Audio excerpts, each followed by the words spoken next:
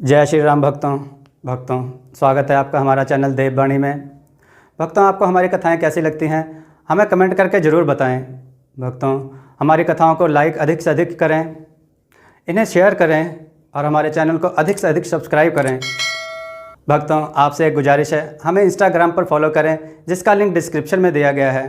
तो चलिए शुरू करते हैं आज की कथा। जय श्री राम भक्तों, सवालों की श्रृंखला में आप सबका स्वागत है। आज का प्रश्न है, महात्मा विदुर की पत्नी का क्या नाम था? अपने उत्तर वीडियो में कमेंट करके अवश्य दें। चलिए आज की कथा श्रवण करते हैं। आज की कथा है एक साधु और रानी का गर्भवती होना तथा राजा का क्रोध। आइए कथा श्रवण करें। बहुत समय पहले की बात है। मंगलपुर राज्य में एक राजा राज करता था। राजा की प्रजा अत्यंत सुखी थी। इसका कारण यह था कि वह प्रजा की हर समस्या के समाधान के लिए तत्पर रहता था। प्रजा को दुख था तो इसी बात का कि राजा की मृत्यु के बाद उत्तराधिकारी कौन बनेगा। पुत्र प्राप्ति के लिए राजा ने व्रत, अनुष्ठान और यज्ञ किए। अंत में वह तीर्थ यात्रा पर निकल गया। तीर्थ यात्रा में उसकी भेंट एक साधु से हुई। उस साधु ने राजा से कहा, मैं आपके दरबार में आकर रहना चाहता हूँ। आपको संतान सुख अवश्य प्राप्त होगा। राजा उस साधु को अपने दरबार में लाया। साधु के दरबार में आने के कुछ समय बाद रानी गर्भवती हुई। बाद में उसने एक सुंदर पुत्र को जन्म दिया। राज्य में खुशी मनाई गई। प्रजाजन भी खुश थे, किंतु यह क्या, जन्म लेने के कुछ दिन के बाद ही उसकी मृत्यु हो गई। राजा और रानी बहुत दुखी हुए। साधु उन्हें सांत्वना देते हुए बोला, ईश्वर पर विश्वास रखो, वह जो कुछ भी करता है अच्छा ही करता है। कुछ समय के बाद रानी फिर से गर्भवती हुई। अब की बार भी उसने पुत्र को जन्म दिया। राजा और रानी प्रसन्न हुए, किंतु उनकी खुशी देर तक ना रही। जन्म लेने के कुछ दिन के बाद ही उनके इस पुत्र की भी मृत्यु हो गई।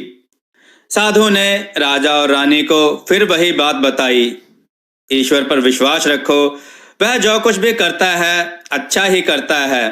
राजा और रानी बहुत दुखी हुए। साधु की यह बात सुनकर कभी कभी राजा को क्रोध भी आ जाता, परंतु वह खुद को सांत्वना देकर शांत कर लेता था। रानी राजा को समझाते हुए कहती कि साधु संतों पर कभी क्रोध नहीं करना चाहिए। इसी बीच एक दिन राज दरबार के कुछ कर्मचारी साधु के पास अपना भविष्य जानने को गए।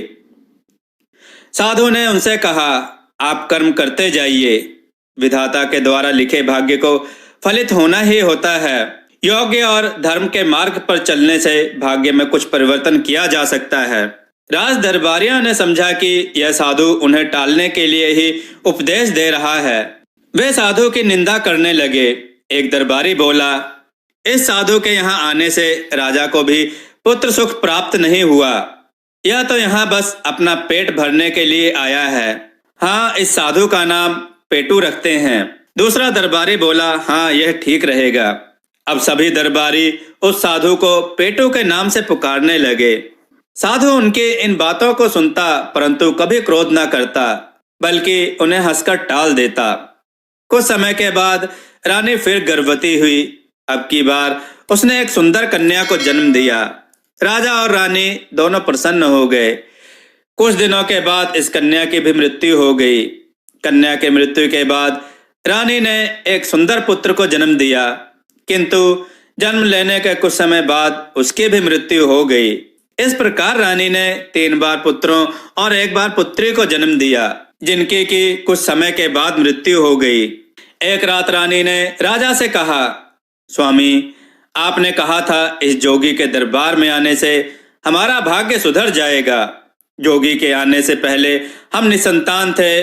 निसंतान होने से भी बड़ा दुख संतान को जन्म देकर उनका मृत्यु को प्राप्त होना है। आप इस साधु को दरबार से वापस जाने का आदेश दे दो। दूसरे दिन राजा ने सभा बुलाई और साधु उसी दरबार में उपस्थित हुआ। राजा जोगी को दरबार से वापस जाने का आदेश सुनाने ही वाला था, तभी वह साधु राजा से बोला, महाराज, मैंने आपके मन की बात पढ़ ली है। मैं राज दरबार छोड़कर चला जाऊंगा, लेकिन आप दोनों यानी राजा रानी से निवेदन करता हूं कि एक बार इस दरबार को छोड़ने से पहले आप मेरे साथ साधना कक्ष में चलो। राजा और रानी साधु के साधना कक्ष में चले गए। साधु ने राजा और रानी दोनों को आंखें बंद करने को कहा। साधु की योग माया से उन्हें उनके मरे हुए तीनों पुत्रों और एक पुत्री की प्रेतात्माएं दिखाई दी। वे चारों आपस में बातें कर रहे थे। उनमें से एक बोला, मैं पिछले जन्म में एक राजा था। मैं इस राजा के राज्य पर आक्रमण कर इसे अपने राज्य में मिलाना चाहता था। जब भी मैंने इस राज्य पर आक्रमण किया, राजा ने मुझे हरा दिया। एक लड़ाई में तो इस राजा ने मेरा तलवार से सर काट दिया था। मैं राजा से पूर्व जन्म का बदला लेना चाहता था, इसलिए राजा के पुत्र के रूप में मैंने जन्म लिया। इस दरबार में जो साधु आ रखा है, जिसे दरबारी मजाक में पेटू साधु कहते हैं, वह पहुंचा हुआ योगी है।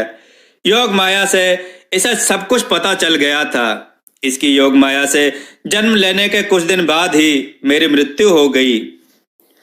यह सुनकर प्रेतात्मा के रूप में राजा का दूसरा पुत्र बोला, हाँ, तुम ठीक कह रहे हो। इसी पेटू साधु की माया से जन्म लेने के कुछ दिन के बाद मेरी भी मृत्यु हो गई।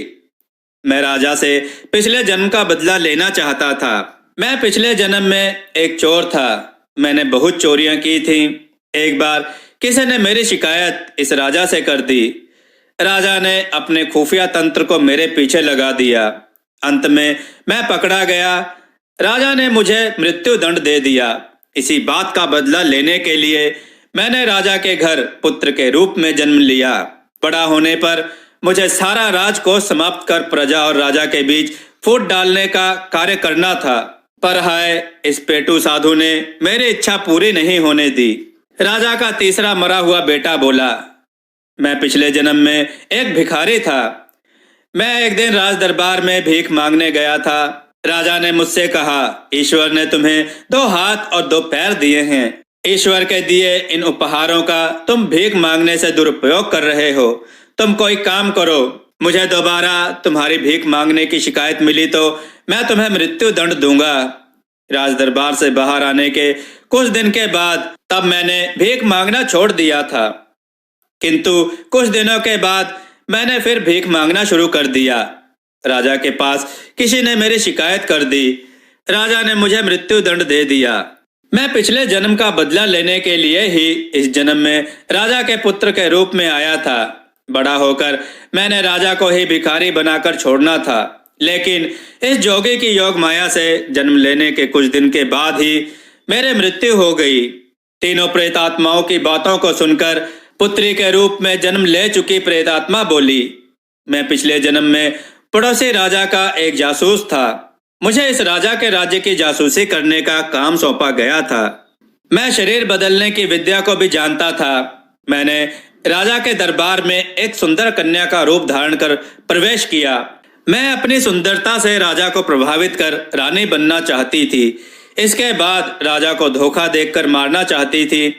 राजा को मेरी वास्तविकता का पता चल गया।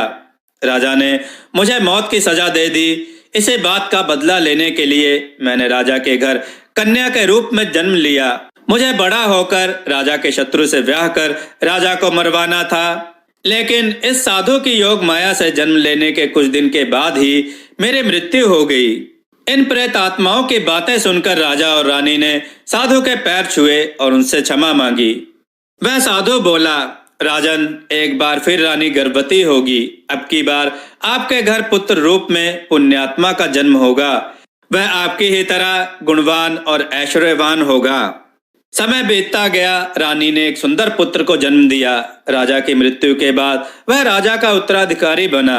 वह भी गुणवान और ऐश्वर्यवान था और प्रजा उसके राज्य में बहुत ही सुख और संपन्न थी। दोस्तों, आपको यह कथा कैसी लगी? अपने विचार और सुझाव कमेंट में जरूर दें। हमारी कथाओं को लाइक करें। दोस्तों, हमारी कथाओं को जरूर लाइक करें। आपके लाइक देखकर हमें बहुत प्रसन्नता होती है। हमारी कथाओं को शेयर जरूर करें, जिससे लोगों को उत्तम ज्ञान प्राप्त हो। जय श्री राम भक्तों।